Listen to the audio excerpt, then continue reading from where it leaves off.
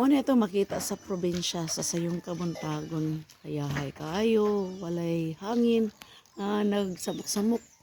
Niya di ata karon sa mga busy kayo nga mga ulitaw nga nagtuyok-tuyok sa lechon. Ano din ito'y nga nagpalibot-libot. Oy, palbugawan ng ito'y diha.